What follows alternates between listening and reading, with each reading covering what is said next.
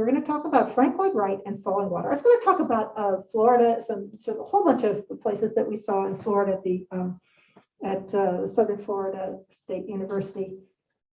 But I got too wrapped up in talking about this other stuff, and you can't stay here for several hours. You know, that my biggest danger here is that it'll just go on forever. And you don't want that. Oh, and I want to say this. This is what the cake looked at before we started to cut it. Because Trish said, well, what if they won't see the cake? So there it is. That's what, and you people on the Zoom, that's what the cake that we were going to eat tonight looked like before we all started to nosh it. Please save me a piece of cake. Okay, so we're going to talk about Frank Lloyd Wright, and here he is. Here he is as a young man. And some historians and people who knew Frank Lloyd Wright found him to be not a nice guy. Not a nice guy. And others found him, they might have said that he was a lying, hypocritical, sexist, egotistical bigot. Which you should know where that came from. But I can say that maybe he wasn't sexist, and he might not, he was a bigot in some ways, but that's sort of a qualified thing. But the other stuff, pretty much. Here he is as an older guy. For one thing, he wrote an autobiography in the 30s, and it was completely fantasy. He made up all these things about his life, and it was a huge, huge bestseller. So remember that, because you might want to do that in your life. He was hard to work with. He was a narcissist, absolutely a narcissist, very self-interested, and he didn't recognize the work of others.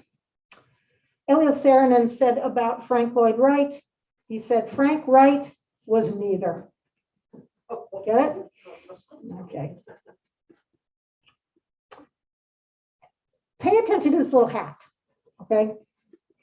So here's Frank Lloyd Wright, and he expected people to call him Mr. Wright. But he's just not my Mr. Wright. She's my Ms. Wright, but he was not my Mr. Wright. He was a self-promoter. There is no question about it. This is really a picture of him. There's no question about that. And he was intentionally eccentric, especially after he got into his 20s. He was intentionally eccentric because he realized that in some ways he wasn't a striking looking man. So he made himself look eccentric. First of all, the little hat. So he's got that little hat. You know, you could put a hat like that on an egg and people would say, oh, it's Frank Lloyd Wright. He also had this wacky little beret. He also always wore this strange little tie. This is not the kind of stuff that other people wore in this time. In fact, when he was in this picture, this would have been the 1940s. And people didn't dress like that. He wore an ascot or a scarf all the time. And he often wore what people have called the Dracula cape. In fact, he had a cape. He also would often wear his coat, which was a big flowing coat, over his shoulders so that when he came into the room, he could sort of, there's John, yay. He could flutter and float into the room with his sort of cape-like outfit. And it was very flamboyant, and he was really recognizable when he did that. So it made him look, he also had a cane, which he used to point at things and get people out of the way. I had an older uncle who said it works really well when you get to be old. If you're in the streets of New York and you're an old person, you can use your cane to clear the path for yourself.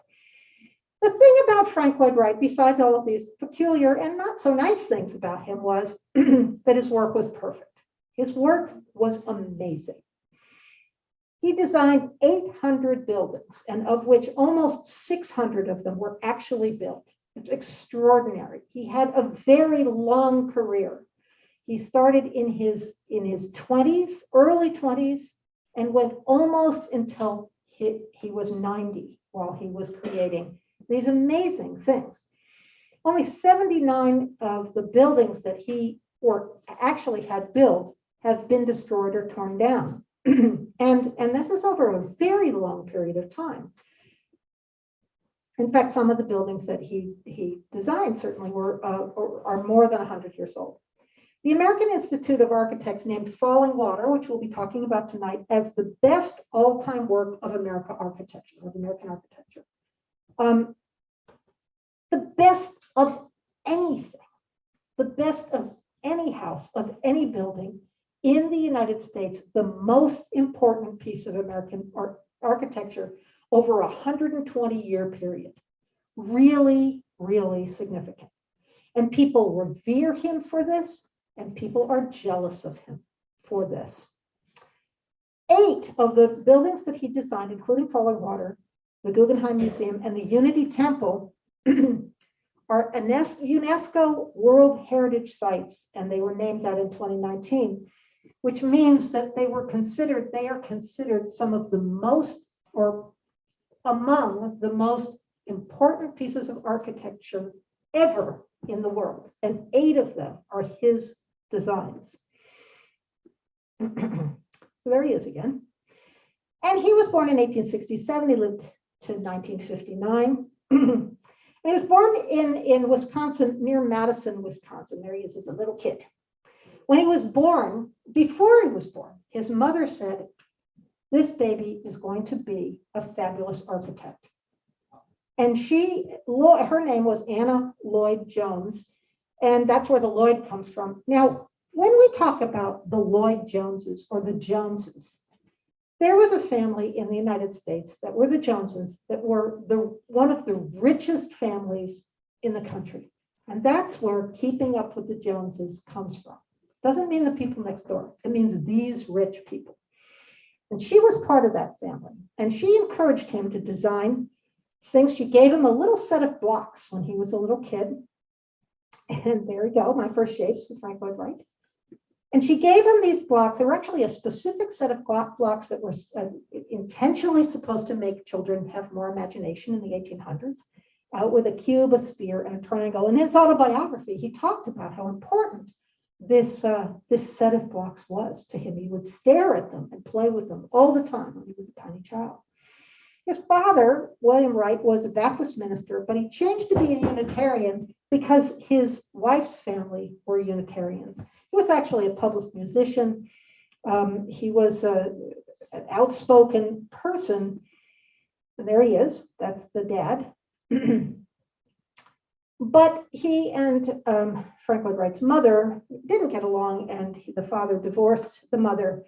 And after the divorce was final, he went away, and Frank Lloyd Wright says he never saw him again. He was 14, and he never saw his father again.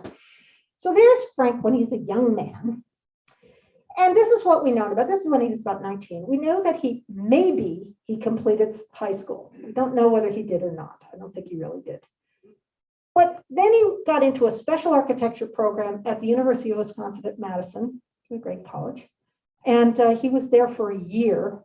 And he sort of made them take him as a special student to study architecture and draftsmanship. And he did it. And he was good. And he did some jobs in Wisconsin. But there was not much going on in Wisconsin at that time. This was in the early 1880s and the 1870s. In the 1870s, there was a major recession, depression kind of thing happening in the United States. In fact, before we began to have the Security Exchange Commission as a result of Franklin Roosevelt recognizing the causes of the depression, the Great Depression in the 1930s, and he put in a lot of guards against those kinds of things happening. Before that, all through the 1800s, there was a major recession or depression every 20 years. And it happened because big business just would lie to its investors. And that happened. So in the 1870s, there was a big recession. And even into the 80s, there was not a lot of work in Wisconsin. So he went to Chicago in 1887. And when he was a young man, Chicago was the city of the century. Chicago was the second biggest and the second most important city in the United States after New York at the time. And Chicago was booming, actually was the one city that was really, really booming. And it was a result of something that happened. This is prize-worthy, prize people. Fire. Oh, who said fire? Fire. Yes, there you go. Right. It was the Chicago fire. The Chicago fire in 1871. Very good. The Chicago fire in 1871, and this is not prizeworthy because it's not really true, but who started the fire? Mrs. O'Leary's cow. Yeah, I knew you would know that. Kathleen gets Mrs. O'Leary's cow. Apparently, Mrs. O'Leary and her cow were found innocent in the 1990s or something. They were pardoned. It did start in a stable and in a barn, but it wiped out an area of Chicago that was 4 miles long and a mile wide, and absolutely wiped it out. I mean, it just destroyed parts of the city. They used to think that thousands of people were killed. Actually, only, considering how serious this was, only 300 people were killed. So it wasn't that significant with regard to the loss of life, but the loss of commerce. I mean, this would be like wiping out the entire middle of the city. It just destroyed the city. And people who were elected officials ran on the presumption that they would come in and change the regulations about keeping these kinds of fires from happening in the future. So Frank Lloyd Wright was hired as a draftsman by the Joseph Silsby Company. And he meets, now we're getting to the queer part. He meets and there's lots of that in here. He meets and becomes friends with Cecil Corwin, who was another draftsman. And they lived together for several years. And they're working together with Silsby. And there they are. So Frank Lloyd Wright is the one on the left. And this guy is Cecil Corwin, looking longingly at I think in some ways, at Frank Lloyd Wright. Historians suggest, they suggest that Corwin was probably gay or bisexual for a lot of reasons. One of them was that he was arrested in a gay sex spot in New York, which was kind of a giveaway, I think. I don't know. But that did happen. And there were other circumstances that pointed to that as well. 35 years later, Frank Lloyd Wright had written his biography. His autobiography. It turned out to be a runaway bestseller. Everybody had read it. It was all sorts of fun. And so Corwin, who was not doing so well in his life, wrote a little note to Frank Wright saying, "I remember when we used to. Do you remember me?" And he said, and Frank Lloyd Wright wrote him back and said, "Oh, of course I remember you, Cecil. That was such an important part of my life. We were like Damon and Pythius." Now, Damon and Pythius were a mythological couple of men who are the example of extreme friendship and gay friendship, frankly. And in fact, in the 1880s, which is when this is all taking place, there was a play that was called Damon and Pythius, which was a contemporary play that implied that the two men were gay lovers. So for Frank Lloyd Wright to say that was kind of a surprising thing. Here's the thing, this may be disappointing to you, but I don't really think Frank Lloyd Wright was gay or bisexual. I think he was an opportunist for the most part. But, I wasn't there. I don't know. So let's say this, Wright married Katherine Tobin. And he did this in 1889, and she was 19 years old, and he was 23 at the time. And immediately, she had a baby. In fact, less than a year after they were married, she had a little baby. And so there she is. Frank Lloyd Wright is actually the guy sitting there on the right, and he has a little mustache there, I think, but he never has a mustache after that. He never had facial hair. The person behind him is his sister, and there she is, Katherine Tobin, who went by Kitty. He called her Kitty, and everybody called her Kitty. And Kitty had this little baby. And because now, and he's young, he's 23, he's working as a draftsman, he needs more money. So he decides to move to a different job because he's a great draftsman. He's also really fast. So he moves to go and work with this guy. And this guy is the father of modernism and the father of skyscrapers. And his name is, prize people? Sullivan. Yes. Who said that? Right. What's his first name? Bradbury-Sullivan. There's no relation. His first name is Lewis. So yes, absolutely Lewis Sullivan. Oh, who is it? Okay, this guy got his name. Who is it? Lewis Sullivan, yes. And Lewis Sullivan was Frank Lloyd Wright's mentor, and Wright acknowledged that even in his autobiography, which he didn't usually do for other people. Lewis Sullivan was extraordinarily important in terms of architecture during this time. And he and other architects, but he was like the forerunner of some of the stuff that was happening in Chicago at the time. And one of the things he did was, and he worked with, was that he created buildings that could be higher than the regulation previous height of 6 stories. So should I ask you what he did? Does anybody know? How are these buildings different than the buildings that happened 10 years before? Yes, who said steel? This guy over here. Okay, here he gets another prize. Yes, they had steel. So before this, and even locally in Allentown, we see this happening today. They would build 6 stories, but if you were building something out of brick and it's 7 stories high, the weight of the floors and all the rest of the stuff that's in the building would crush the bricks. So our house, Trish and my house, is 3 stories, and the bricks can totally hold that. And they support the floors and they support the roof and everything, people.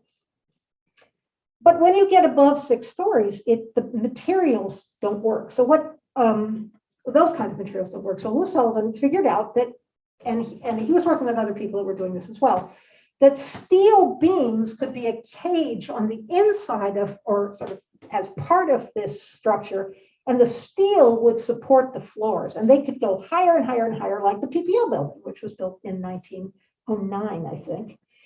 And so that was very significant that he was able to do that. So he was on the cutting edge of architecture, and he was doing tons and tons of work. He only wanted to do these big colossal work. He also really liked to make theaters. This is the Garrick Theater. So steel reinforced. This is the Garrick Theater. That first building, I believe, was part of the Chicago, or similar to the Chicago Stock Exchange. This is the Garrick Theater. And he also really was famous for lots of cute little details. So you look at these cute little pretty details, but they're cute. What's another reason that buildings could suddenly be tall in the 1880s, in the late 1880s? Who said elevators? Is that Petey? Yeah. So, right, it was elevators. Because let's face it, 6 stories? Yeah. 8 stories? 10, 12? Nuh-uh.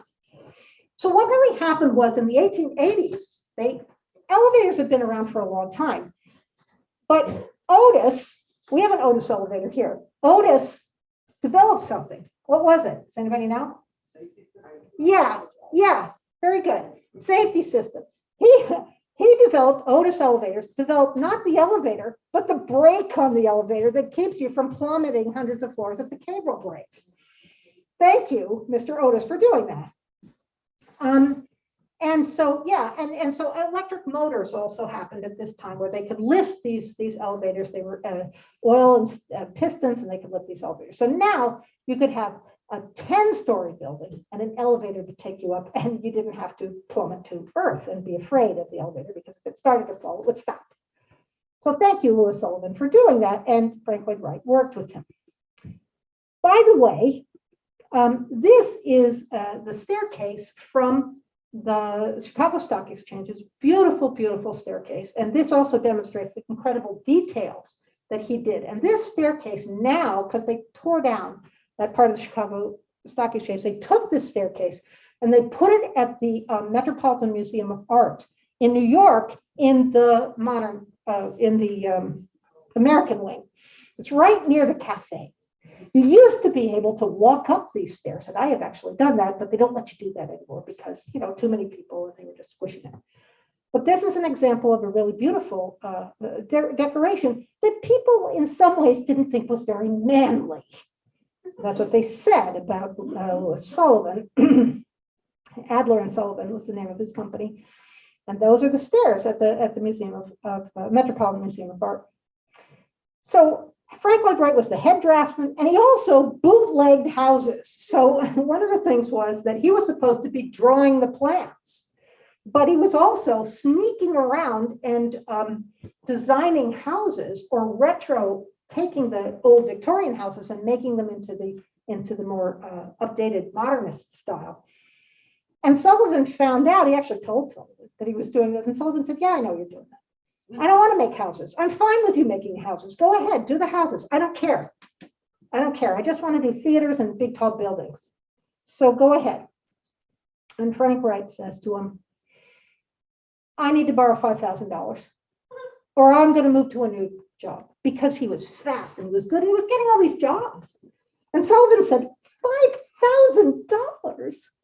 I mean, in those days, $5,000 you could build. In the 1800s, most people in that time and at that level of the 1800s, they maybe made about $400 a year. So $5,000 is like you asking your boss to take your salary 10 times and just give it to you, just loan it to you. It was a loan. And he did it. Sullivan did it because he needed to keep him on. So he loaned him $5,000. And Frank Wright wanted that money because he had a lavish lifestyle, and he also wanted to build himself a really nice house for his growing family. There's Louis Sullivan again. For some reason, he's dressed as an ice cream man. And he apparently, many historians say that Sullivan was gay. And the reason that they say that is a couple of reasons. His own writings, he had a beard marriage, a totally fake marriage. It was no question that it was an odd and unrequited marriage, unconsummated marriage. But he also, and I'm not so clear on this, but it was because he had lots of decorations on his buildings. It must be gay because he was doing it. And people all say that. It's sort of an interesting thing. There's another shot of this incredible staircase. Don't miss that when you're in New York and you're at the Metropolitan. So right after a while, after it gives him $5,000, he goes, oh, by the way, I'm moving to a new thing. I'm going to set up my own office. I'm going to set up my own office. I'm going to set it up in your building upstairs from your office.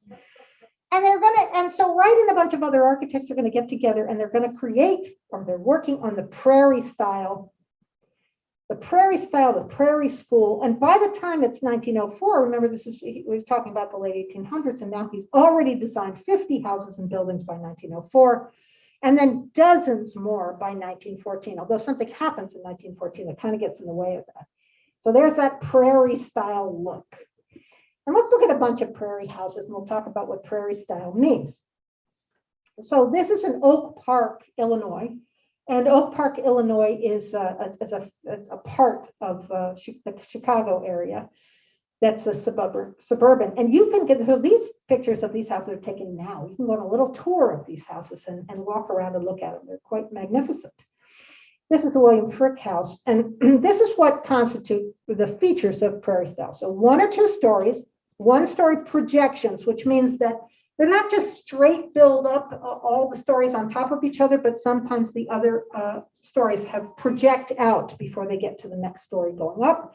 They have an open floor plan. They have low pitched roofs, not high pointy roofs, but low pitched roofs. And we'll see this in other ones.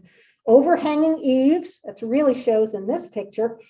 Strong horizontal lines, sometimes accentuated by actually putting details on there to make the horizontal lines. I knew I was going to do that. I'm used to doing that for all the different moves in. Okay, ribbons of windows, casement, sometimes casement windows. You can see little ribbons of windows at the top there. Prominent central chimney, and we're really going to see that. In fact, often Frank Lloyd Wright really wanted to have a fireplace be the focus of every interior. And stylized built-in cabinets. Before the Prairie style, people didn't have built-in cabinets. They had extra pieces of furniture that were called armoires. Okay, that's one thing. China cabinets. Starts with an H. No. Yes. Hoosier cabinets. Hoosier or Hutch. Somebody said Hutch. Okay, I think that was yes. But or Genevieve. But it's the answer that I was going for was Hoosier cabinets, because Hoosier cabinets were specifically for the kitchen.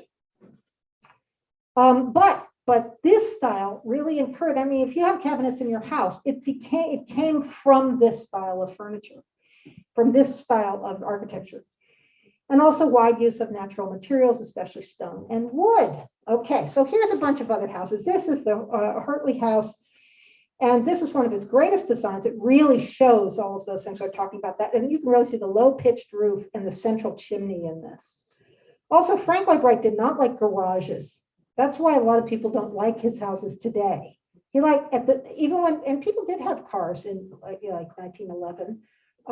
But there were Model T Fords and stuff. But he liked carports, and lots of people don't like carports, so that's a little bit of a touchy thing with people today. But these are some more of these. There's the Furbeck house.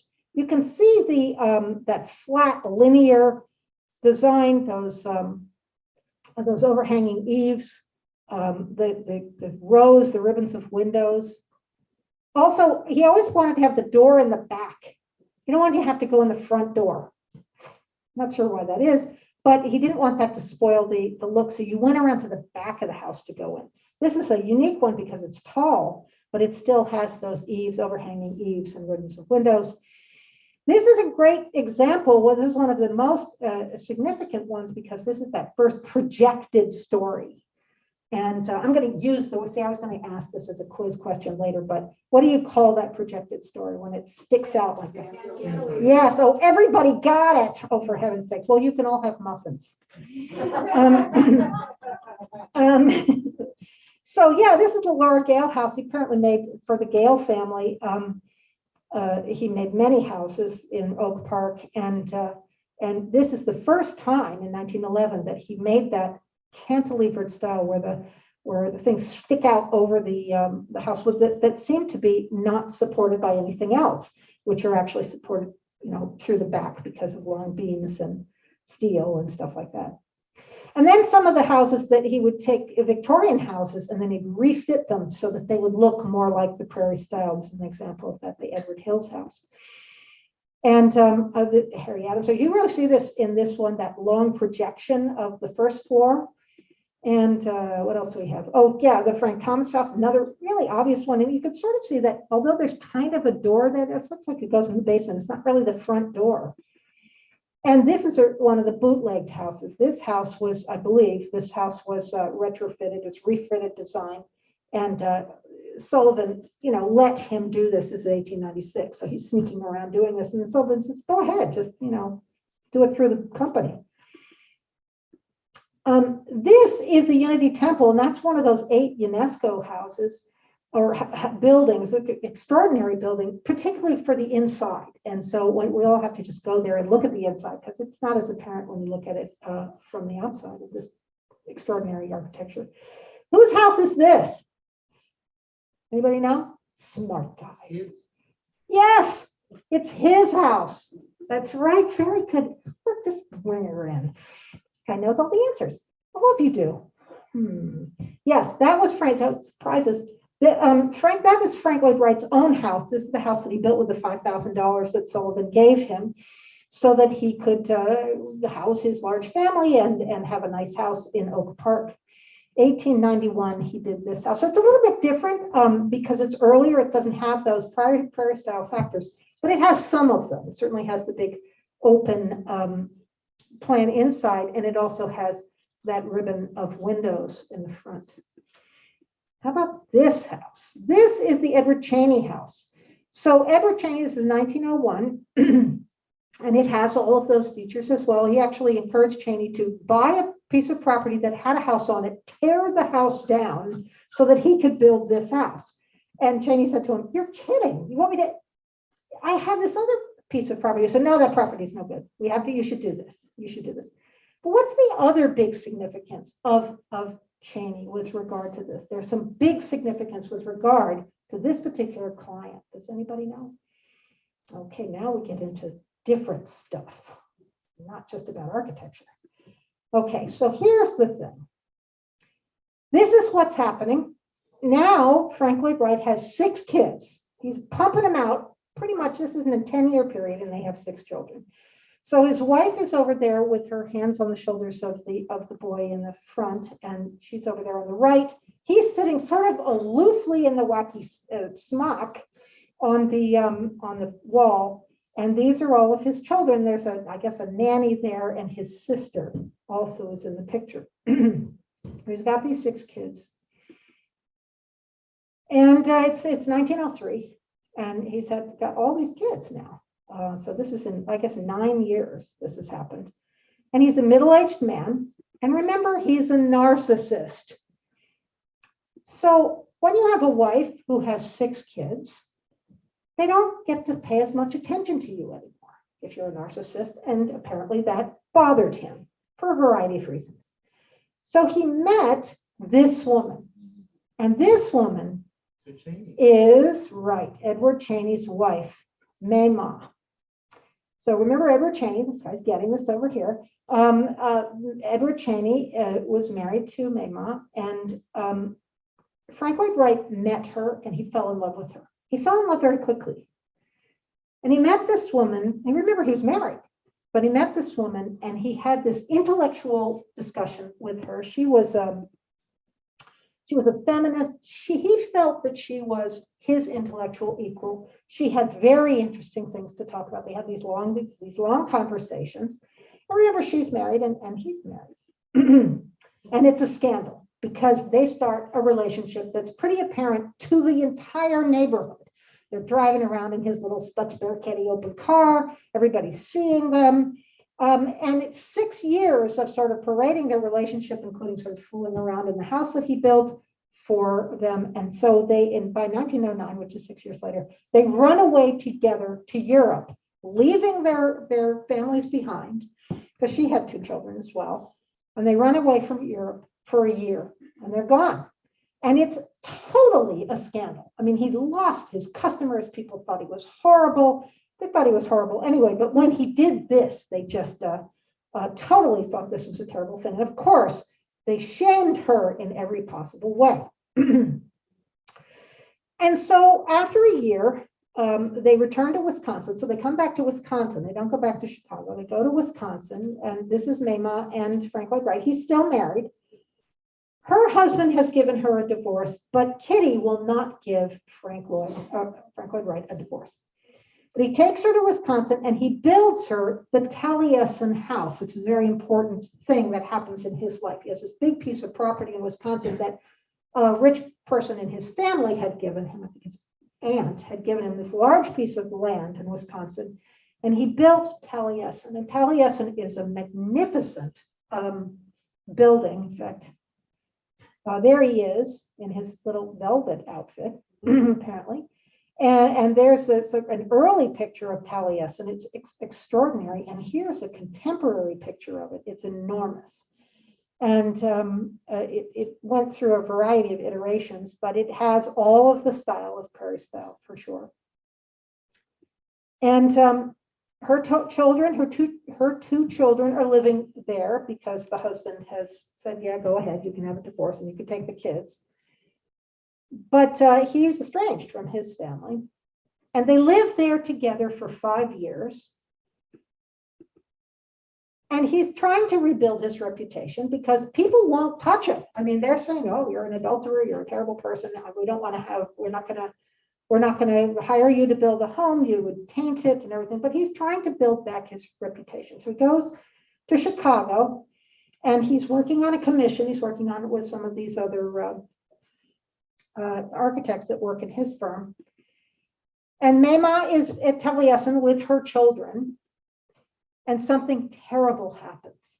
Something really terrible. He gets a telephone call in the 1914. You could get a phone call in those days, and he gets a telephone call, and they tell him this terrible thing has happened. And I'm not going to ask you what it is. I'm just going to tell you. It's this. It's unbelievably horrible. So what happened was that, and the press are totally focused not on the terrible thing that happened, but on the scandal, the fact that the two of them were adulterous lovers. What happened was But they had a guy that was working for him. His name was Julian Carleton, and he and his wife were sort of like the butler and housekeeper of Taliesin, and they just worked in the space. He's from the West Indies. He was from the West Indies. And apparently, Mema was uncomfortable with him, and he was sort of a peculiar guy. So they decided to ask him to leave. They told him, you know, you're done here, and you should just go get a job someplace else. So Carleton serves them, her and her two kids are there. They're ages 8 and 12. And he serves them lunch. And then he goes around the house. And there's also two other architects there and a couple of people who work on the grounds. And they're inside the house. And Carleton goes around and he seals up the house. He makes all the doors so that they can't open and the windows so that they can't open, except for one. And now why did that? I just had a thing that popped up that said participants can see your application. What does that mean? Does anybody know? Please don't mess this up. Everything looks okay, right? Okay. Just be watching. Okay, so and this is right at the height of the story, for heaven's sakes. Okay, so he seals it up, and then he takes. He's had asked to have some gasoline so that he could clean some rugs. He takes the gasoline, pours it around into the house, throws it in through the window, throughout the house, and he lights the house on fire. And all the people in the house run to the only door that's open, and he's standing outside with an axe, killing them as they come out the door. And he does that, and he kills 7 people in the house, including Mema and her 2 children. And it's horrible. And yet the press focuses on the fact that they were an illicit, you know, it says here, woman who with Frank Lloyd Wright dared to live contrary to accepted rules of contact meets disaster in a few short years, as though it's her fault because she's shacking up with Frank Lloyd Wright, that this insane person, truly the person was insane.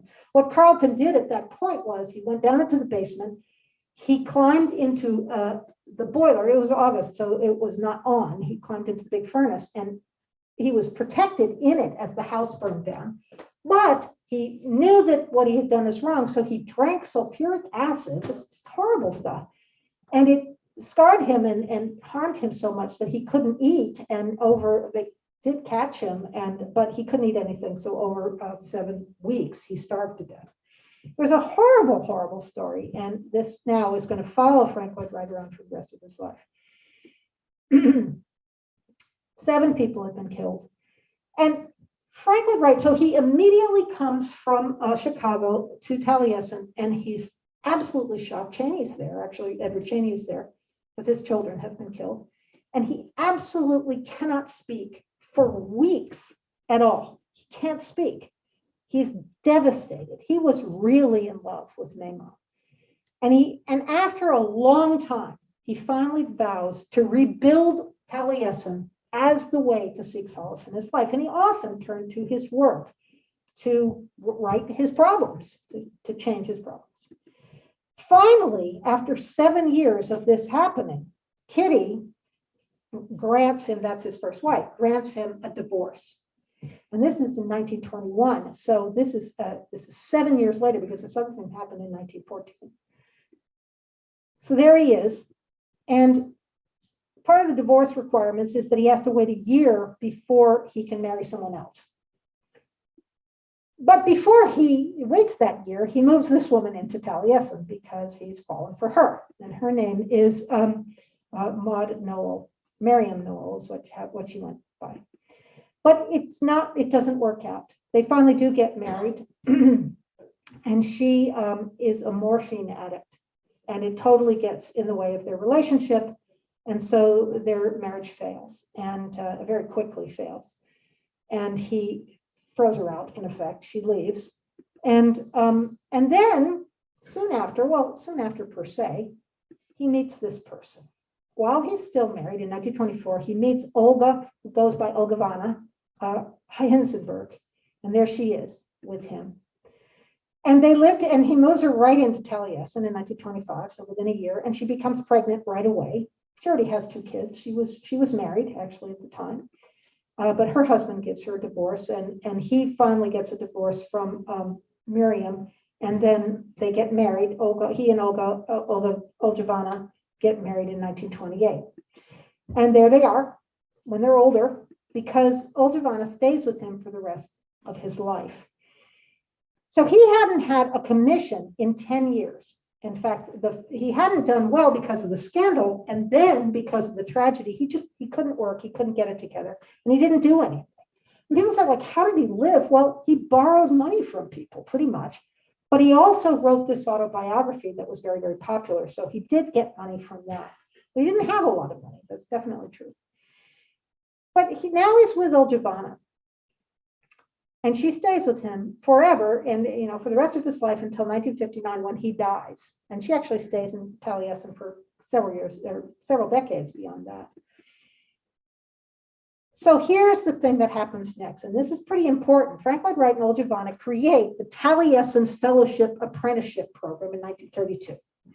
So what they do is they figure out that he's a famous architect, so he can advertise to people that are young architects, young college-age architects, you can come here, study at Taliesin and the Taliesin Fellowship, pay me the equivalent of the cost of going to Harvard, which was about what $675 was per year. They upped it the next year to $1,000. If you pay me to do this, then you can live here at Taliesin and experience all of this architectural fellowship apprenticeship program. And Oljavana is the one who really thought of that. And it makes a major change. And it also really influences architecture very significantly. It wouldn't have happened if it hadn't been for her, because she's very good at organizing things. She had worked with a guy before that who had sort of been a mystic in a commune type of situation. And so she knows how to do that. And she figures out that she can make Taliesin into that kind of thing as well. So they do it. And there's Frank Lloyd Wright with a bunch of the fellowship guys. And there they are. Here's another, let's see. By the way, he didn't believe in college. He believed that apprenticeship is the way you learn. Now, I can say that as a woman, I was an apprentice to a cabinet maker when I was 15 years old. And I worked with this cabinet maker for a couple of years. And then I went to college, and Barbara Miller's there on watching the Zoom, and I went to college, and in the first 3 weeks of college, I learned more about woodworking than all the time that I was with that cabinet maker. It's very interesting. And I think it has a little bit to do with the fact that I was a woman in part.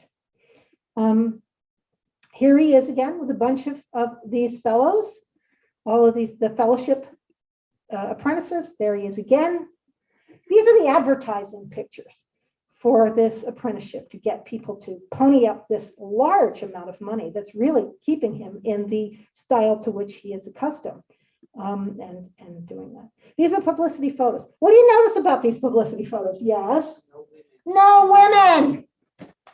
No women. Prize. Right, exactly. There's no women. But here's the interesting thing. So there's Taliesin. By the way, Taliesin is enormous. These fellows, the fellowship people, experience his teachings. They watch his teachings. They build parts of Taliesin. So that's one of the reasons it's so big, because all of these people are working on it. But here's a group of them.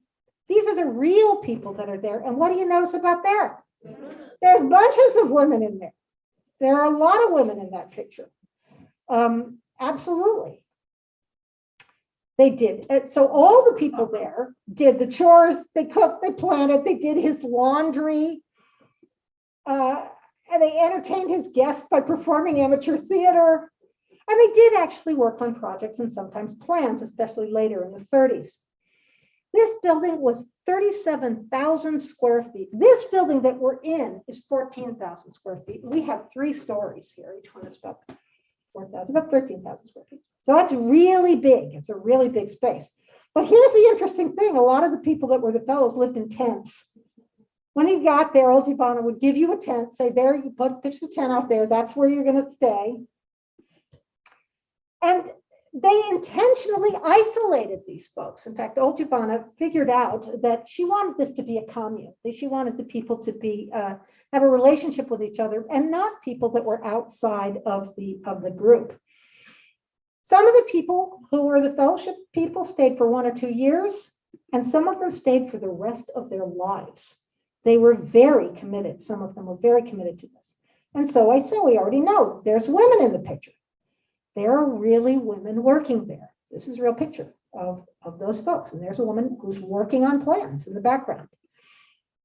20 to 25% of these fellowship people, apprentices, were women. And this is a big deal. It's one of the reasons why I kind of said that it wasn't sexist. This is a picture of them working. Women were allowed, and this is a picture of a bunch of, this was from a little video, or a little movie of them working out in the fields because they planted crops and they raised the food that they ate.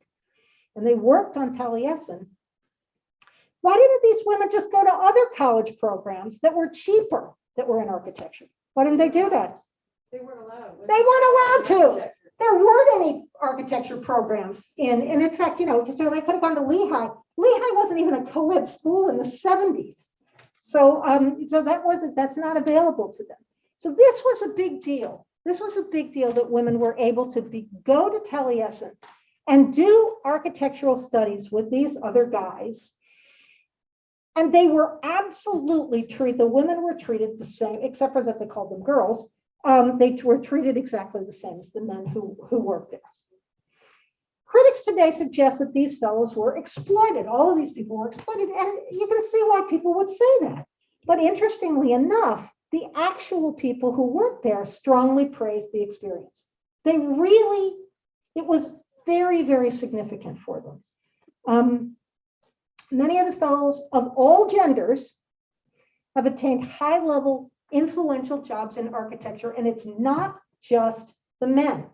Women, there are women that were in these programs that were been ultimately the heads of the architectural design program at the University of Chicago, or they had very significant companies where they did designs, or they worked in companies where they did designs, and in part because of their relationship with Taliesin. Significant stuff. There's old Giovanna. And, you know, this is the publicity picture. And one of the things that's true is that gay men and lesbians were attracted to the fellowship. In fact, there are many books, there are a lot of critics and books that say that more and more of the population or the group of particularly the men who worked there were gay. And there's a couple of reasons for that. One of them was that these were 25-year, you know, these young men in their 20s who were really interested in fooling around. I mean, this is guys in their 20s. And so what happened was they kind of found like dairy maids out there in Wisconsin and knocked them up. And so these young pregnant women who were in the farms outside of Taliesin, that was giving the program a very bad reputation. And so old Giovanna made it very clear to people that if they left the space and fraternized with anybody, I think I say that in this. Yeah, they're not supposed to fraternize with anybody outside of the fellowship. She strongly suggested that they just pair up and have homoerotic relationships. If you think about somebody saying you can't leave here and you can't hang out with the people outside of the place, you start to think, well, I don't want to be here, or these guys are pretty good looking. Too much talking, not enough drinking.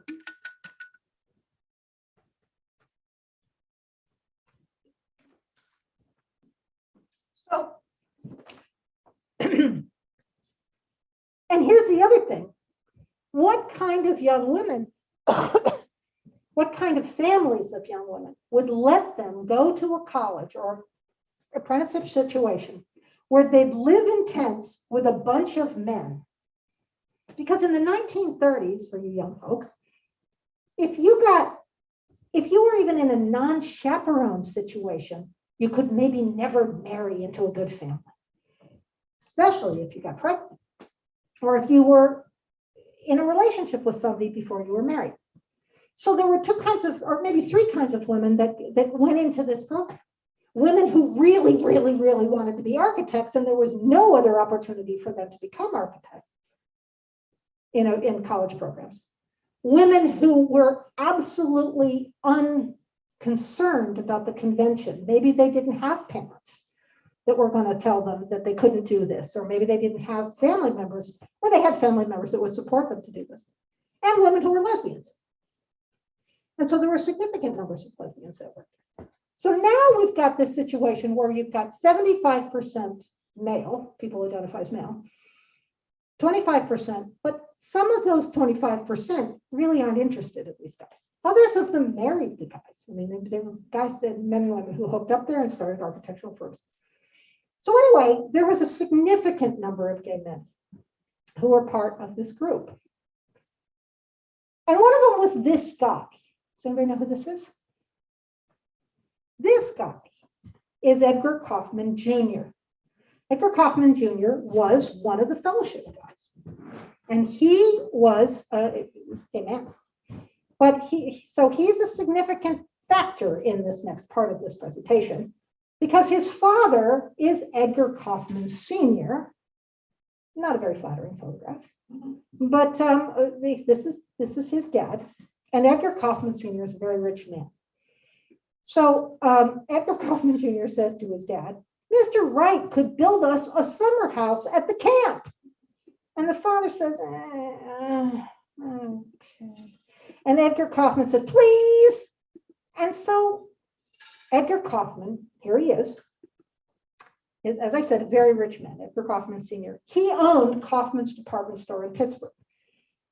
It was a family thing. He'd inherited it from his uncles. And this was an extraordinarily important store, like Macy's, like Lord & Taylor's, like Bloomingdale's. It was a big store in Pittsburgh, and they had other branches. There's a little exploded view of the big building with all the different departments. There it is in the 60s. You know, that's the way Hess's looked. People always talk about the way department stores looked in those days. Just tons of commerce. And Edgar Kaufman was fabulously rich. This is the clock in Pittsburgh. We'll meet you under the Kaufman clock. Apparently that was a thing that people said, or still say.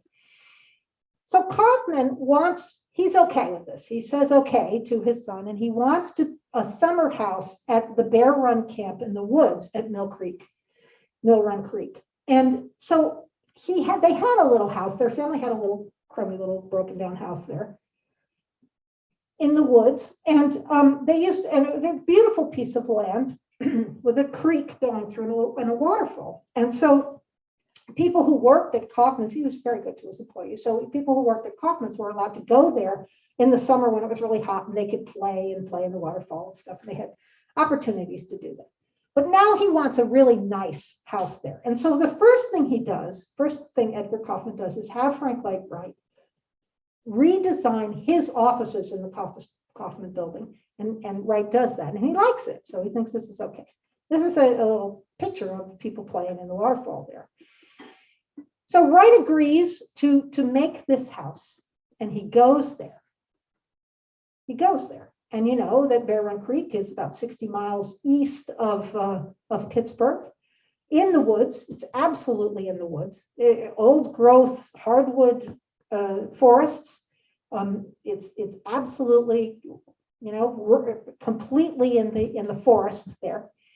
And Wright goes there, sees this little house, and he orders a topographical, which means that he wants to see the elevations of the hills around, because they want the house to be focused on the waterfall. They want to be able to see the waterfall and the stream and everything. He wants to see it. And so he gets this special map that shows him exactly what the topographic circumstances are there. And he gets the topographical, he goes back to Taliesin. So he goes back to Wisconsin, but he's come to Pennsylvania to see it. And that's an example of what a topographical map looks like. This is actually from the sky looking down. This is not a side view. And so there he is. There's Edgar Kaufman. And so Kaufman has given this stuff, and he said, I want to do this. I want to see the plans. Let's see what you're going to come up with. And so, a few months go by, and finally Edgar Kaufman goes to Milwaukee, which is in Wisconsin. And because he lives in Chicago, so he lives in Pittsburgh, so now he's in Milwaukee, and he calls up Wright at Taliesin, and he says, look, I'm in Milwaukee, I'm in Wisconsin, in a few days I want to come and see their plans. So Wright says, oh, okay. So Wright doesn't do anything. He doesn't have any plans. And the time goes by. Wait a minute, let's go back. Right, okay.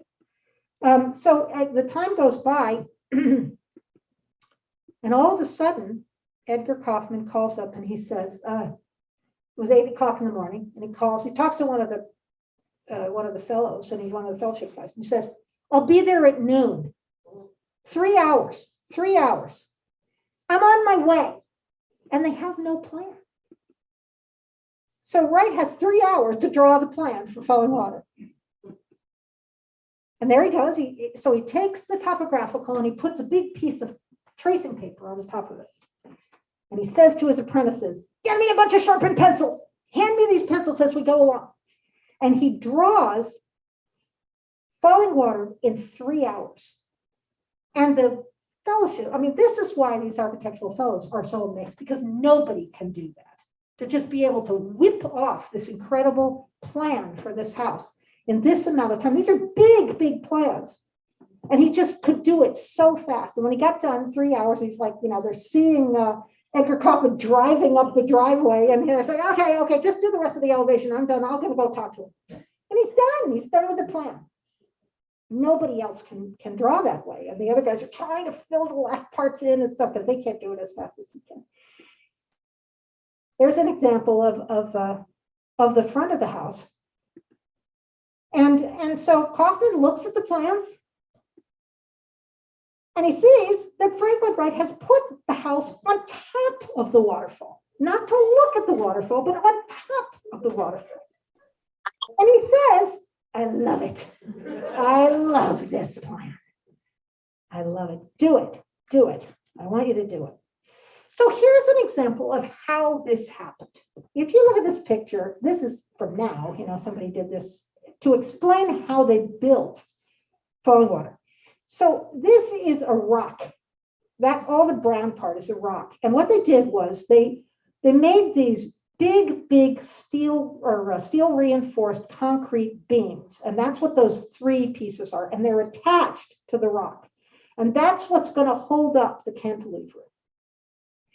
And there's the cantilevered first main floor. That's the main floor of it. And it's on top of those big, heavy, beamy things. And they're holding it to the rock, which is brilliant.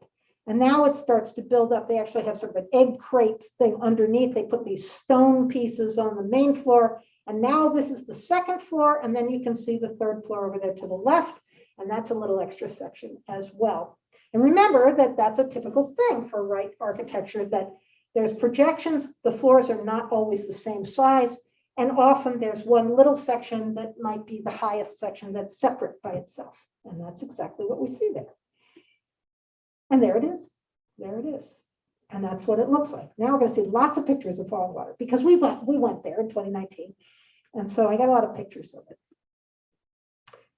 And by the way, when he announced that he did this and when it was finished, he was on the cover of Time magazine. This is in 1938. And it suddenly made him really, really famous again. Very, very famous. He's not so wearing such a wacky outfit on this. But the article was about him. So when you go, and so in the 1970s, and that's when I went to art school, I went to the Metropolitan, or what's this college called?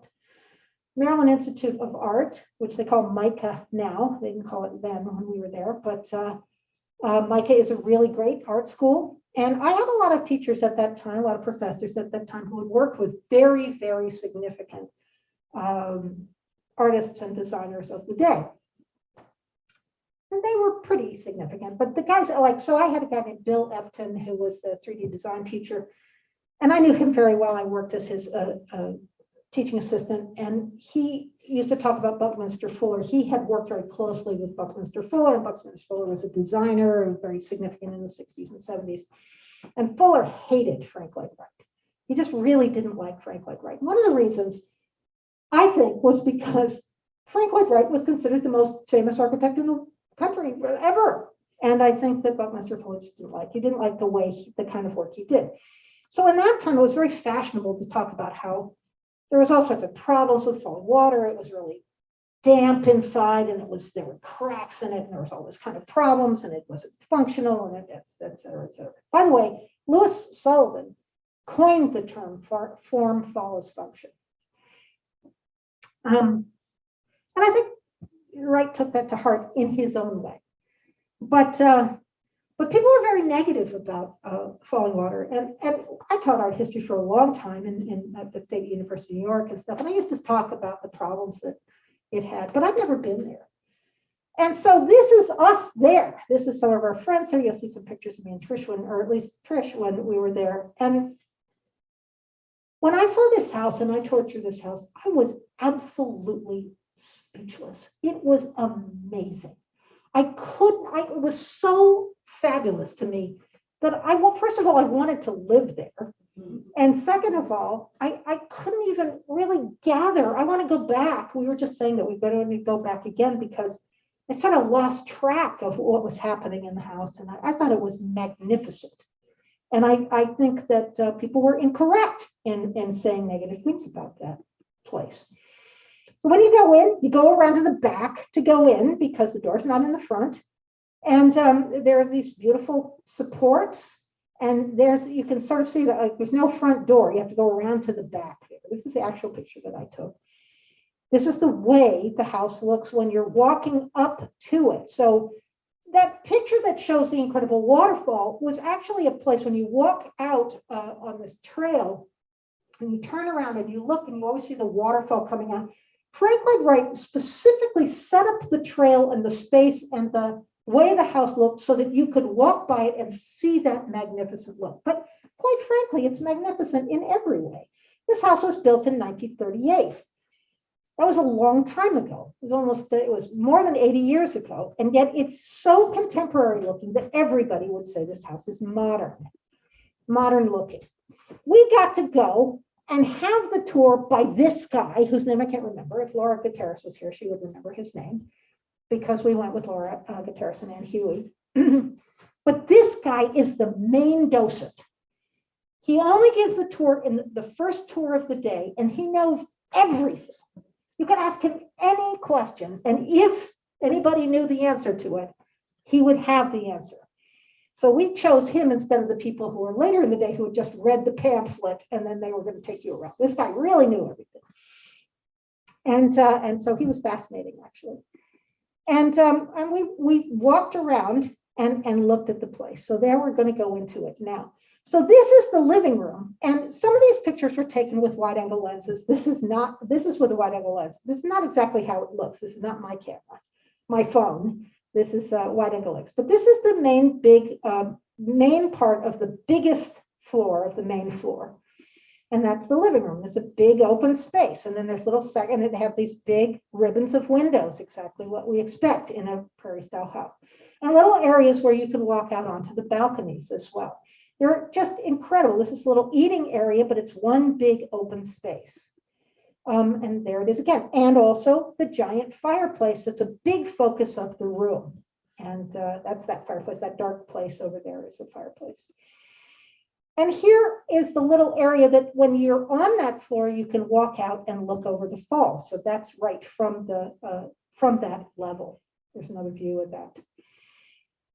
And so pay attention to those little stairs. Okay, so one of the other things about the house is that when you're inside the house, those little stairs are here under this glass, and that's our special tour guy. And this area, which is closed off so the freezing cold air doesn't come off, you just slide the doors back or open the doors like this and then slide the window back, and you can walk down these steps to be right at the waterfall area, and where you can just play in the water and put your feet in the water and hang out and have a fun time. It's magnificent. There it is. That's where you would walk right down to the water, which is so cool. It was really fabulous. It's like a dream that you would have, that you could do that in your own house. It's fabulous. These are the stairs to go upstairs. So this is to the second story, and I think this is right. So this is the second story Besides the fact that this is a magnificent house, there's amazing stuff everywhere in this house. There's all these really cool things. So you could spend hours just looking at the stuff. And in fact, you can actually go online and browse through all of the different things that are there. And you can put like keyword in like glassware, and then this Tiffany piece will come up with a Tiffany piece that's just on the table there. Magnificent things. It is interesting, designed by Frank Lloyd Wright. So it's important to remember that not only did Wright design this incredible building, but he designed everything in it too. So all the cabinetry, all the furniture, all the planter here that you see, the way the beds look, the way the bookcases look, the kinds of chairs, the tables. It's magnificent the way he did this. And also these brilliant windows. We're going to see a lot of stuff about the great windows. There's that little Tiffany piece again. And there's another, when I did a presentation on Tiffany glass a couple of years ago, this is an incredible Tiffany lampshade that's worth probably tens of thousands of dollars, just sitting there on the desk, this little desk there. And there are all these cool things that you just catch your eye, and then you think, oh, this is magnificent. And it's in the window, so it has this natural form, and then you see the outside right behind it, which is so fascinating. There it is again. And then right beyond it is this on the second floor, this terrific balcony that you could go out and sit and look at the falls and at the beautiful forest right outside there. So here's our guide, and he's telling us about the bedrooms. And I think that that's Aunt Huey, who's sitting on the bed there. And I think when he said, no, you can sit on the bed. Really? Okay. He's telling us that about the different people who have stayed at the house, lots of famous people who stayed at the house. And this, I think, is the master bedroom because it has a king-size bed in it. But the thing is that this is the summer house. And for a significant part of the time of Fallingwater, the people who lived in it was Edgar Kaufman Jr. and his parents were not there anymore, or they didn't spend as much time there. And so lots of people who stayed in all these different rooms were guests. And he's telling about the different people. He's telling them stuff about the room and stuff. He knows everything. And I say to him, didn't Frida Kahlo stay here? And he said, yes. I said, did she sleep in here? Because I want to know where she slept. And he says, well, we don't know. It's either this room, so this room, or, there she is, Frida Kahlo, or this room. And this is one of the other bedrooms that's on this level. And he thought that it was more likely to be this room because this room has this painting in it, which is by Diego Rivera, who she was married to. And this is one of several pieces that he did that were in this house. It's Frida Kahlo just drops by. I mean, how fun is that? It was so exciting. And then, I'm like, oh, this is the bed she slept in. Well, of course I said, or she could have slept in that. Of course I said, where's the bathroom that she used? I want to know, she was 32 when she stayed there, by the way. So where's the bathroom? He said, it's this bathroom. So now I'm all excited because I want to see where she took a shower. So I'm so excited about that. So there she is, there's the shower. And this is my photographs. Again, if you see this with a wide angle lens, it looks much bigger, but these bathrooms were small. They were really small, but lovely. And of course, Frank Lloyd Wright designed everything. There's a rain shower head. There's that great little bronze toilet paper holder, and he designed that. There's a toilet. Frida Kahlo used that toilet. I mean, how fun is that? I really wanted to see that and the sink and everything, and the towel rack and everything he designed. And there's somebody else who has a better lens than I do, because you could see the whole space there. And this is very contemporary. There she is. Yeah, I stayed here when I was 32, she says. She's about 32 in this picture, maybe a little younger. So why did Frida Kahlo visit in 1938? Why did she do that? Why would she? I mean, look, Frida Kahlo, she had a terrible accident when she was a child. It horribly disfigured her leg that made her she ultimately had her leg amputated later in life. and she couldn't walk well at all. What was she doing out in the woods in the middle of nowhere at this house? I mean, why did she just go, sure, I'll come over? Why did she do that? Well, why would you do it? How many of you are artists? Raise your hand if you're an artist. Okay. Why would you go to somebody's house? No. Maybe. But she didn't paint there. Invited. Well, she was invited. I think she asked to go. What happened? To be inspired, for inspiration. Now people are, Mary, that was Miriam's voice. I recognize that. Miriam loved me. And she said for inspiration, which would be really smart. But that's not why. More than exposure. 1938. What happened to Frida Kahlo in 1938? She had a major art show. And the Kaufmans bought 2 of her pieces. You go to the person's house because they might buy more pieces. You want to have a relationship with these pieces.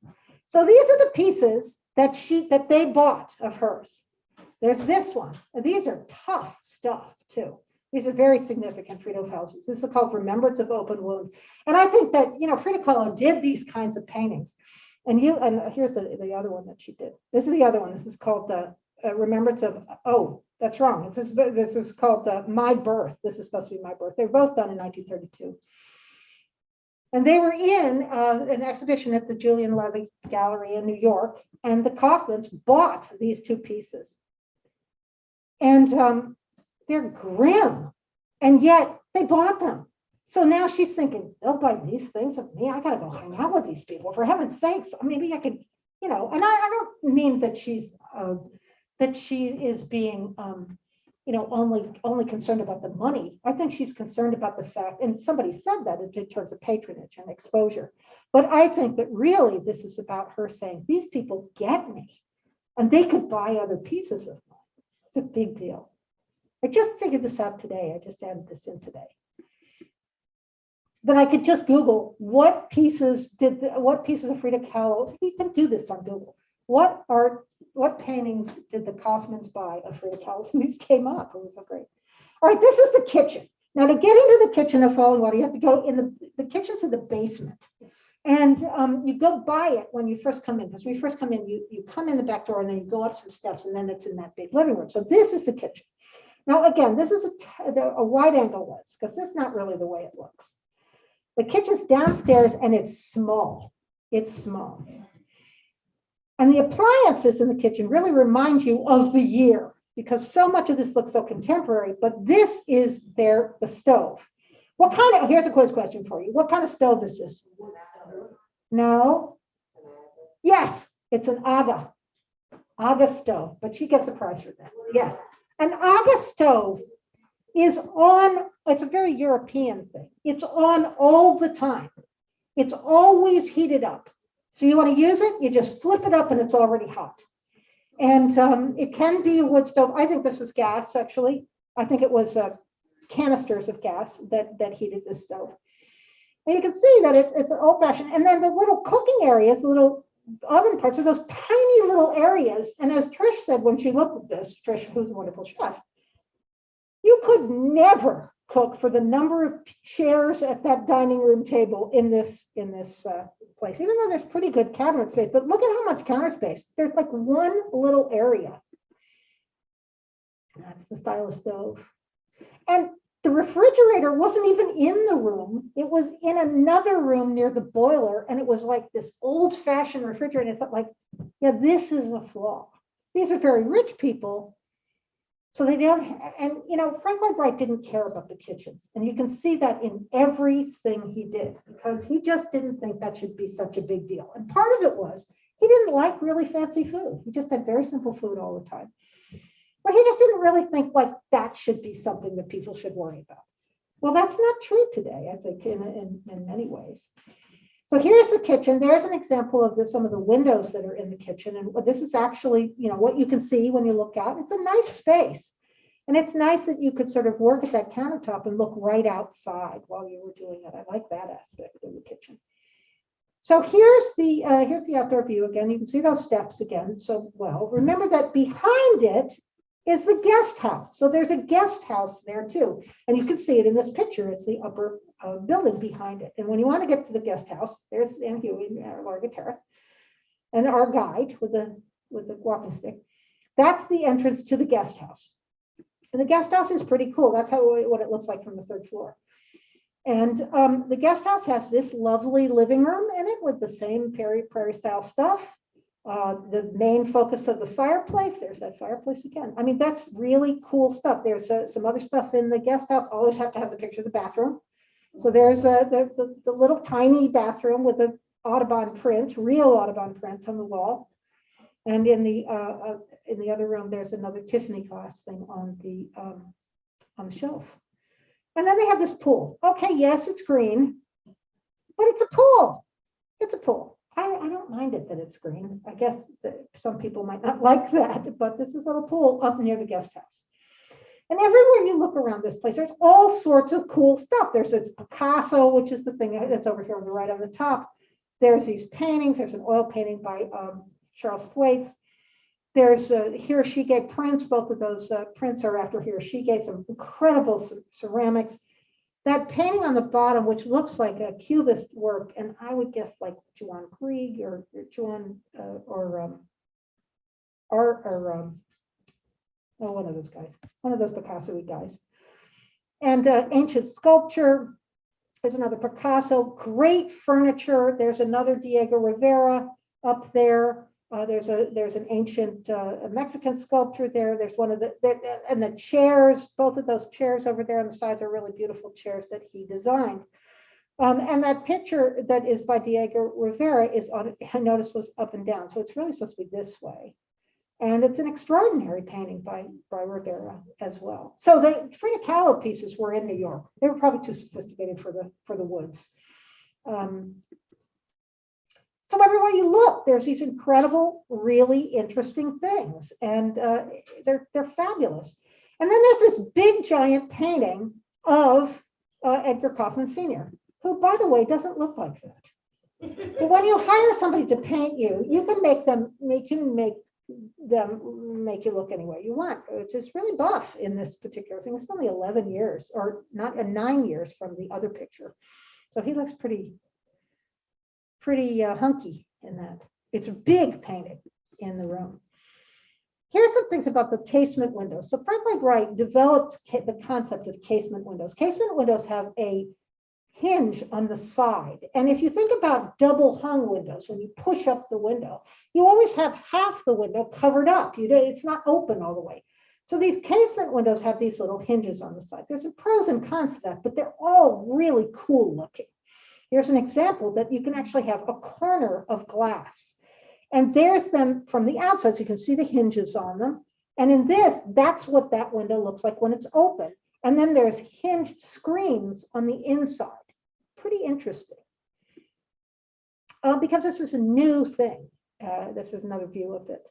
And then over here on the right of that picture, look at this, where they have to make the table so that you can swing the window open. You can see the door open on the side there. It's a mahogany table.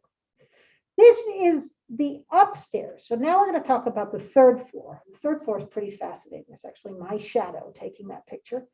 And so the third floor is up that by itself in a separate section. And to get there, so there it is, but to get there, you go up these little steps, or you can go on the inside on some steps. But I thought these steps were cool, so I took a little picture of that.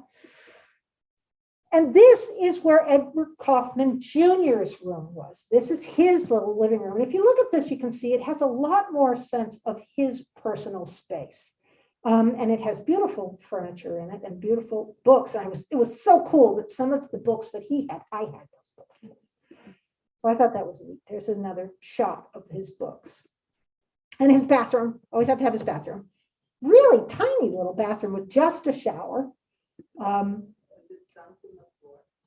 The shower, it does look like that, yes. Yeah, I can see why they would do that, yeah. Well, I think it's on the other side. I think it's where I'm standing next to me. So yeah, you got a little sink. And there you can see it from the outside. So you can see it's the third story up there. There's a little window there as well. So here's Edgar Kaufman Jr. There's more queer stuff. And here he is between his parents. He lived from 1910 to 1989. And he was an architect himself. He was a lecturer. He worked at Columbia as an adjunct professor. He's an author. And he got his training in Vienna in painting and typography. And he studied in Florence, Italy as well. And he was an apprentice in architecture at Taliesin for 2 years in 33 and 34. And he's a gay man, so he fit right in there, let's put it that way.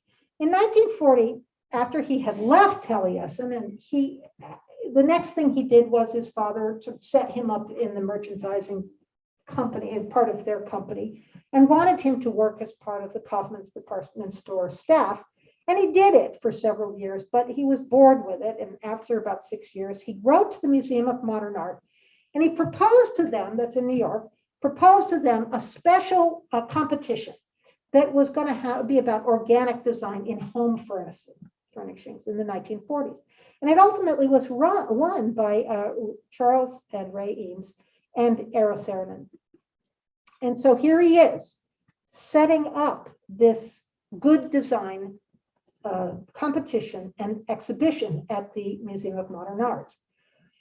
And here he is actually at the exhibition when people are looking at these pieces. So there is Edgar Kaufman Jr. on the right. I get names here. So there he is. And this guy is Charles Eames. Charles Eames, the Eames chair you may have heard of. Eames was a brilliant furniture designer. He was an incredibly interesting designer. And I can say that when I was in high school, I got to meet him because he came to speak at my high school. So there's Charles Eames, and there's his wife, Ray Eames. It is important to know that Ray Eames was his partner in design. And when they leave her out, it's wrong because they worked together on every single design. There was never a circumstance where he just did this himself. And he said that. He was very clear about that, but they often leave her out. And also it's confusing because she has sort of a gender neutral name, very gender neutral. This woman in the middle is Dorothy Shaver, and she is a very important figure in feminism and with regard to significance of tastemaking in the United States. She was the first woman CEO of a major corporation in the United States. And does anybody know what that corporation was? It was in New York. She was really famous. And at the time, she was the CEO of Lord & Taylor's, and she worked her way up. You knew that, didn't you? She worked her way up from just sort of being a shop girl. She was from Arkansas originally, and she worked her way up all the way to being the head. She was elected by the board to be the president of Lord & Taylor. And she brilliantly retooled the whole look of department stores in the United States. She said, we need to have a special department for teens. We need to have a special department for brides. We need to have a place where people can eat. She developed the birdcage eatery that was inside Lord & Taylor's. No, Lord & Taylor's closed last year. But she died in the 50s, actually. And when she passed away, everything really changed. But she was very, very significant. And one of the things she did was she brought art and design into Lord & Taylor's, put it on exhibition so that people who would shop would go and look at this stuff and be impressed by it and think, I should have art in my house. She developed prizes for design, particularly clothing design, and she would have events for these prizes and people would come to them. 1,800 people would come to see who won the design prize that year in New York. So she really, really influenced stuff, and she was friends with Edgar Kaufman Jr. I think that she belonged to the queer community because of this reason. When she left under sort of a cloud of Arkansas, I'm not really clear why she had to get out of town. She'd been a teacher and then she suddenly had to leave.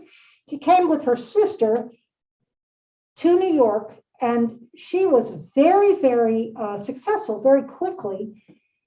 at first they made and sold dolls, but they were able to, she and her sister were able to buy a house, not an apartment, a house in Manhattan that had a magnet, like up on the Upper East Side, near the Metropolitan, really incredible space.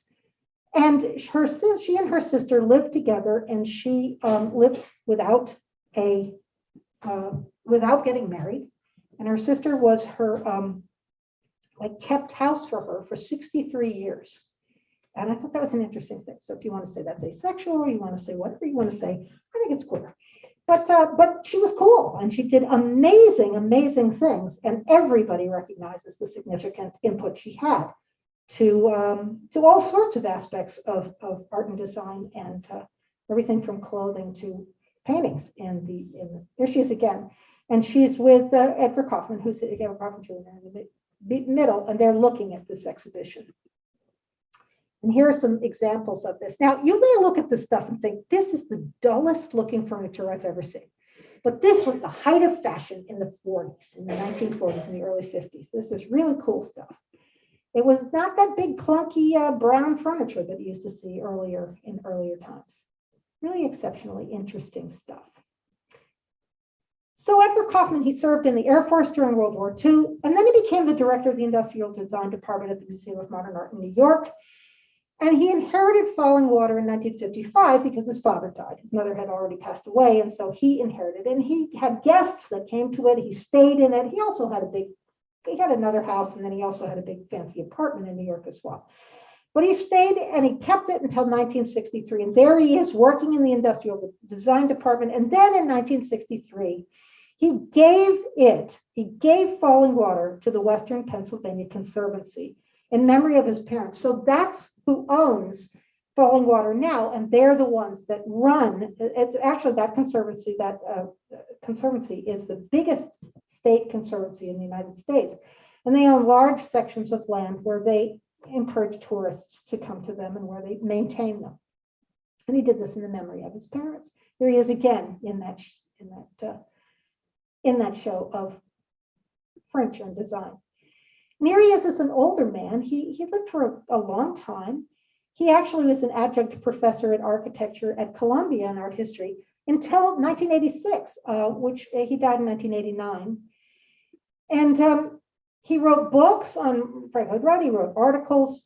Here he is. You can see that he's at Fallingwater. You can tell by the windows, by the ground there. And this man that's sitting in the other chair is his partner, because Edgar Kaufman was gay, and this man's name is Paul Mayans, and this woman is Paul Mayans' sister. And there they are together, and they were a committed long-term couple. They met in the 1950s, and they were together until almost 40 years, until Kaufman's death in 1989. Paul Mayan was an industrial designer. He graduated from Columbia. He taught classes in advertising design at Cooper Union and at Columbia in the New School. And he did this for a long time. He didn't die until 2001. He continued to work in design. He has furniture designs in the Museum of Modern Art. And he also designed and oversaw the Fallingwater Pavilion, which is the thing you go through at the beginning when you get to Fallingwater. You have to pay to get in. And you get to look at, buy these books about Frank Wright. He designed that whole area to be sure that it was appropriate. When Edgar Kaufman died, his ashes were strewn around the house at Fallingwater in the woods. And when Paul Mayan died, his ashes were strewn that way too. They had a lot of money, a lot of money. This is how much money they had. So this is the pavilion that Paul Mayan designed. And so that's what you go through when you're going out to see the Fallingwater. But here's some of the furniture that he designed. So these are some of his furniture designs. I just made a piece that looked like that, huh? Didn't I? A beautiful little cabinet. There's a lamp, a stool, another stool, really high, mid-century design, they call this. And then he built this humble little house for them. He designed, and so he built this house In Garrison, New York, which is an expensive suburb of New York City, Westchester County, which is the richest county on the East Coast of the United States.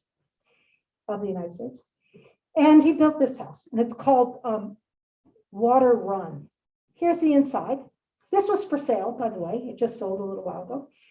And it was for $4 million. It sold, which is not even that much, actually, for this kind of property.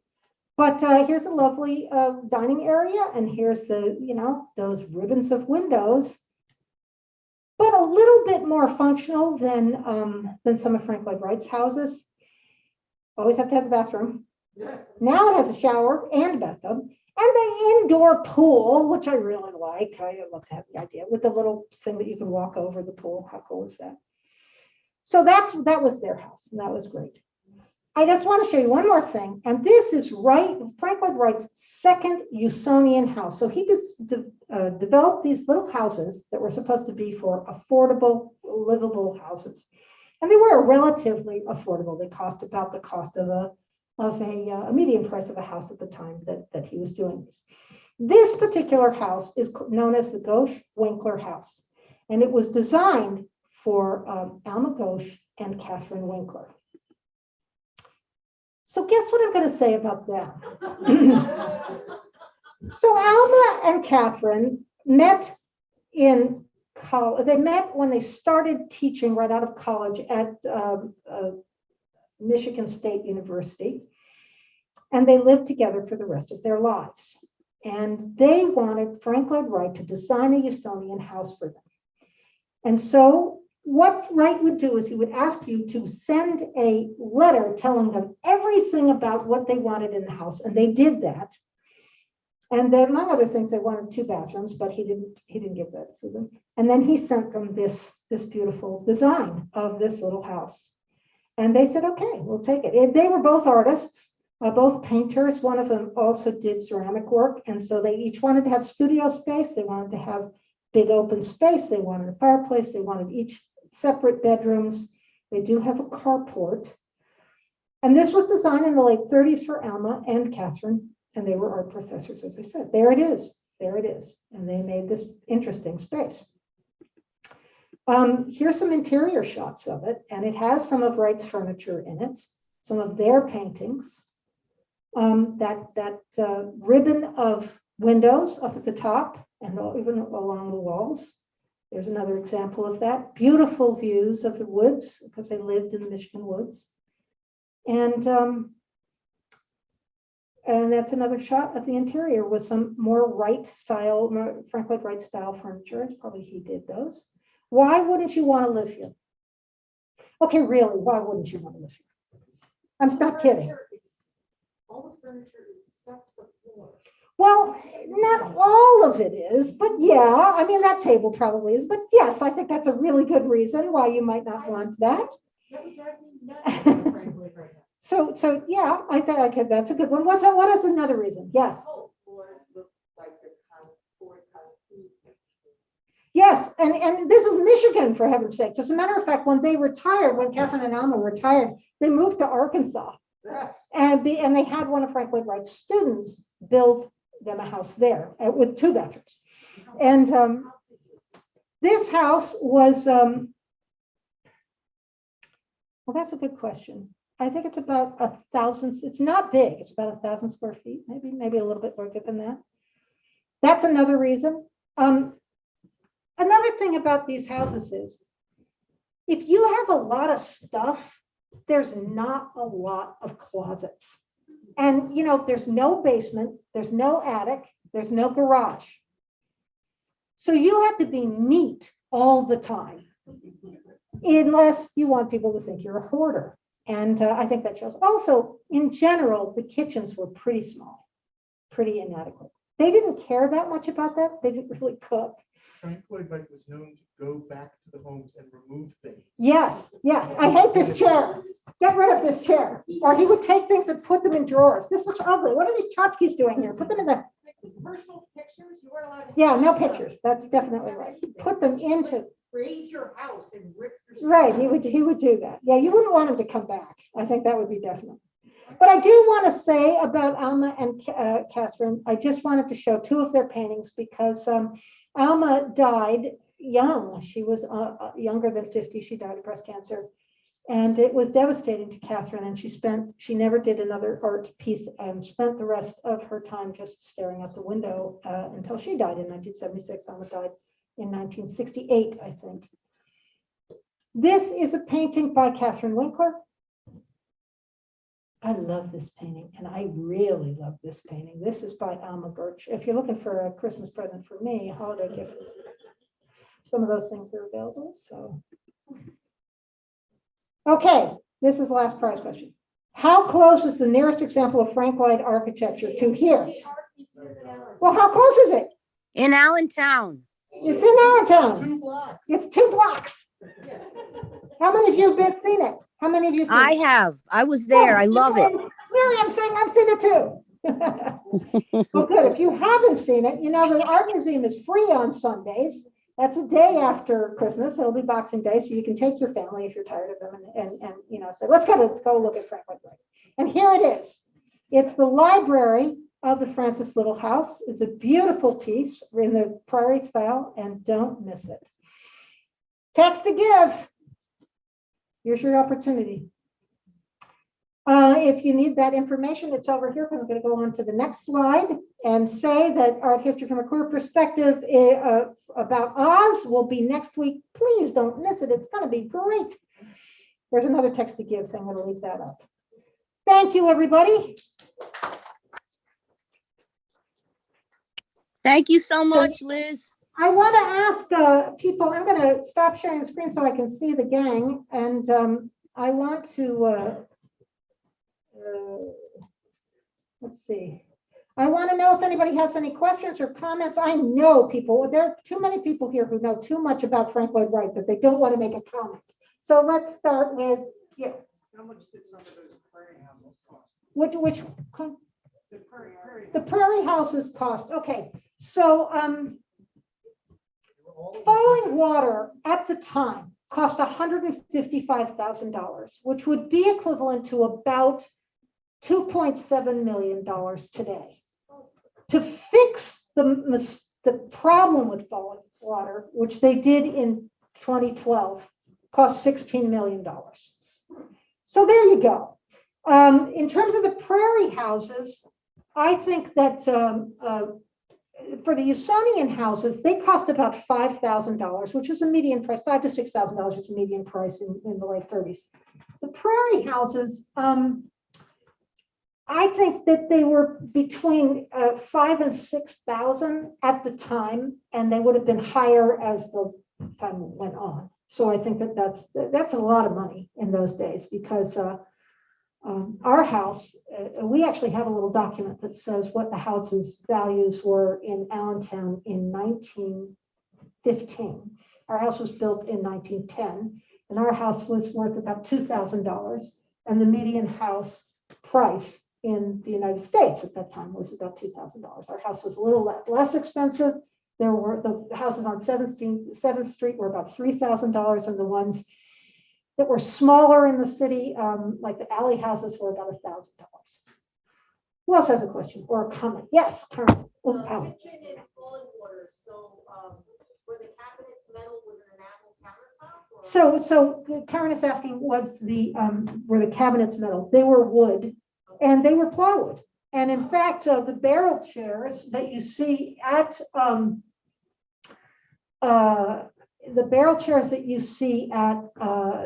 the art museum, those are plywood. They're bent plywood, and then they have a veneer over them. And that's the way, well, I would be very generous in saying that that's the way IKEA does it today. It's not plywood today, it's particle board, but a good quality cabinet that was from the 50s, 60s, 70s, they were all be of plywood with a nice, really fancy veneer on it, because plywood is very stable, and that's what Frank Lloyd Wright would use at that time. Yeah, good question, though. I just wanted to know if they were metal. What? Yeah, Allison. All the furniture and chairs and plant holders, whatever that you say he built, did he design it He designed it. and someone else built it? Absolutely. Okay. Yeah, no, he didn't do anything. And plus he had all these people at Taliesin that were just like doing everything. And so by the end of the 30s, the Taliesin architects were doing things like working on the designs for Fallingwater and other places, Usonian homes and stuff like that. So they weren't just planting and doing his laundry. But he designed everything. He designed every single thing, right down to every the switch doorknob, plate covers. the switch plates, the switches, the outlets, The everything. outfit that the wife had to wear for the building. Probably. No, legitimately. I went to one of the ones out near, anyway, further, and it was a couple, and they didn't have a king size bed. They had two separate, they were a Two separate kosher beds, Jewish yeah. family, so they had two separate Uh-huh. beds for the adults. Yeah. And he designed her outfit, and he like came back. Yeah. and- Yeah, it was definitely no question that he wanted everything. So you have to think of these places because some of these places were things that you would never. They had a kosher kitchen and they had separate. Today, you gotta say that these houses are hard to sell.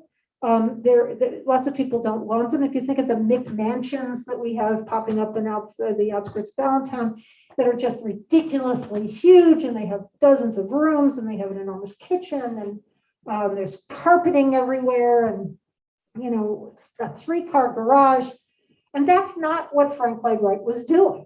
On the other hand, as Trish often says, those houses, because of the way they're built, are the slums of the future because they're all going to fall apart because they're all made of particle board and they have a lot of off-gassing and all sorts of stuff like that. But and some of them are made better, but most of them aren't. But I think that with regard to Frank Lloyd Wright, these pieces were artworks, and you weren't buying a house; you were buying a house by Frank Lloyd Wright. And if you didn't like it, and he was totally fine with this, if you don't like it, don't buy it. That's the thing. Don't live there. But as a result, people would say, like, this is Michigan, I want a garage. It's not a garage. You're not going to get a garage. It's going to be a carport. That's it. They're often, the roofs were not always very good for the climate either. Yeah, did you want to make a? I wanted to ask you what happened with these children. So that's a good question. His oldest son, who was also named Frank Wright, was an architect, and his grandson, Eric Lloyd Wright, was there when they were making the decision on how to repair Fallingwater. Some of them were furious with him and never wanted to speak to him again. Others of them worked with him as architects. And it's hard to find that out about exactly, the research that I did really didn't have much about them. But Eric Lloyd Wright really pops up all the time, and you see him making a lot of comments about Fallingwater, and they're very astute. And one of the things that when they had to fix Fallingwater, it turned out that, and it wasn't really Frank Lloyd Wright's fault, but one of the engineers hadn't done one part to hold up the cantilever. So they had to do a major renovation. You may have seen videos about this, where they had to run cables through it and pull it up with these hydraulic stuff and do all these kinds of different things. And when they did that, some of the historians said, let's not do that. Let's just brace it with outside braces and say, it didn't work. We're not going to do anything. That's the way it is. And Eric Lloyd Wright said, look, my grandfather was concerned about he wasn't concerned about really what happened between the floor and the ceiling. He was concerned about what happened outside. And so you have to keep this cantilevering like this. So whatever you have to do, even though it's $16 million, do that. And they did it, and now it's set. It's set for life. But this was actually, they investigated why it had moved down 7 inches. And when they excavated and they sort of opened up the floor and stuff, and the guy went down there and said, there's nothing holding this up. And they spoke to the actual designer, and he goes, oh, I forgot to put that part in. And it wasn't Frank Lloyd Wright. So that's why you have to watch your contractors in every circumstance. He also was very far ahead of some of the technology. Absolutely. He really pushed reinforced concrete when people didn't know how to do it. Exactly. Yeah. So a lot of the buildings have needed that kind of retrofitting with True. our knowledge now. And he thought in some ways that it wasn't as necessary to put as big pieces in that would support it and stuff. But, most of these houses and buildings have lasted a long, long time. I mean, and if you think about a lot of if you look at a picture of the monument in Allentown in when they built that monument, it was just the turn of the century. So it was about 1899 that they built the monument. There's not one single building around it that's the same building. Nothing. Not even that old bank. Not even the thing that had not even the church that had the Liberty Bell. It's not the same building. These things disappeared, and Frank Lloyd Wright's buildings are around. And if people want to tear them down, other people say, "I'll take it. I'll pick up every single piece and move it to another place," because and they do that all the time. Yes. Regarding the commune living at, Yeah. so, you said, that they lived in tents. So since the wife was encouraging homoerotic lifestyles, what were the restroom facilities like? Did they have just communal showers? Well, that's a good question. But I don't know the answer to that. Okay. But yeah, well, it's true. Well, here's the thing. Taliesin, which is in Michigan, there's also Taliesin West, which was in Arizona, and that's really where they went in the winter. So, but I don't think that means that it was more comfortable. I think it was incredibly uncomfortable. But on the other hand, yeah, they didn't have like big outdoor, like things built for these people to go to the bathroom. So, but Taliesin was a big space. It had loads and loads of rooms. Some people were inside. There's no question about that. And they were young. Think of how you lived in college. So, yes, Petey. You referenced the screens in Fallingwater. Yeah. You notice that they are not infrared. Yes. Because the Kaufman insisted they had screens on mosquitoes, and he wouldn't take them. He hated screens. Oh, that's good to know. Okay, so Petey just said that the screens in the windows were not something that Wright really wanted to do, and so he wouldn't even paint them his signature red color. So that's a great comment, Pete. Thanks for telling us. Yes, back here. I actually have a additional comment to Okay. design. So earlier that most of his kitchens were designed. Yeah. One exception to that, and because of the wife, the guy who asked for this design Uh-huh. insisted on it. That is Kentucky, which is not too far away from Fallingwater. Yes, I've been there. Yeah. Frank Lloyd Wright did not care about that building whatsoever, except for the octagonal sort of skylight. Yeah. So he kind of just let them have more free reign over that building. So actually, Kentucky is a slightly more practical design of Fallingwater, in my opinion. Yeah. Have you been there? Yes. it's Yeah. gorgeous. Well, it is gorgeous, and it's a beautiful place, and it's beautiful. The sculpture garden outside with amazing, famous people's work. I think that this commenter is talking about Kentucky and the house that's there, and it's extraordinary, and it's pretty close to Fallingwater. So if you're on a trip from far away, you should hit all the houses. But it's still a small kitchen. It is. I mean, our kitchen is bigger, and we're in a row house. Well, we're in 2 row houses, but still, he had designed the kitchen, and she looked at it and said, "No, this isn't going to work." And so she insisted on it because it was literally like a little tiny hole in the wall in the original design. Yeah, thanks for bringing that up. That's There's really another fascinating thing about Kentucky. Yes. It's built on a rock base. Yeah. And has a huge cantilever patio that's covered by a louvered awning. Mm. Frank Lloyd Wright was so far ahead of his time, the angle of the louvers are measured to the height of the sun in the summer and winter sky, Uh-huh. so that in the summer, it hits the louvers and shades the rock. And in the winter, the sun comes through the Oh, louvers, so brilliant. heats the rock, and Yeah. actually heats the house. Oh, I can't even repeat that if you didn't hear it on the Zoom, because that was such a complex description. It was a wonderful description of the louvers that filter the light at Kentucky Knob and how they're set up to work. one way in the summer and a different way in the winter to let more light in. So thank you for telling us that. That's great. Passive solar before those. It's terms truly were even right. invented. Yeah. Waters also look like it had passive. Well, if all of Wright's houses, so when Wright designed a house, he would always design it on an east-west space so that the light would come in through the, if you have south and north, you'll always have light coming in the window. And when you're walking around, it's hard to take pictures because there's so much light coming in the window that it's glaring and kind of in the way of, that's kind of like there's all these windows, but then there's in Prairie construction, there's eaves so that you don't have so much bright light coming in, but you have this constant beautiful light, and it really does make you want to go, oh yeah, totally. Yeah, but who watches those windows? Well, yeah, I guess that's the thing. Although, and I have to say, even at Fallingwater, windows were kind of dirty. They were. I mean, nobody's not coming through there and cleaning them all the time, I don't think.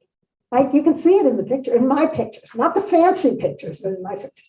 Anybody else have a comment? Thank you so much, everybody. The house I saw was the Meyer House out in Grand Rapids. Mhm. And that one other thing is that he would also design them for the person who he was designing it for. Right. So Yeah. a lot of the windows in that house are short because Meyer May was a Short short guy. man. So he designed the windows so that when the guy looked out, it was like he was surveying his, like it made him feel bigger. Yeah. Like silly great. things like that. Well, I mean, that was that whole thing about writing out everything that you need in the house. And you can really see, you can see the letter that Gauche and Katherine Winkler wrote to him. There's a paper that someone wrote about that. It's so funny that they keep talking. The person who wrote the paper said they had a unique friendship. Yeah, there's another word for that. I'm so familiar with those unique friendships in our community. Going down to southern Florida, Yeah. cities where they have the largest. Yes. So I actually had written that I was going to talk about Southern Florida University because Trish and I and Anna Mara went there in 2019, and that in that university they have 18 Frank Lloyd Wright buildings that are. It's the largest collection of all those. We had a wonderful tour of it. And it's outstanding. And you would have to be here until 10 o'clock if I had all of those pictures in here.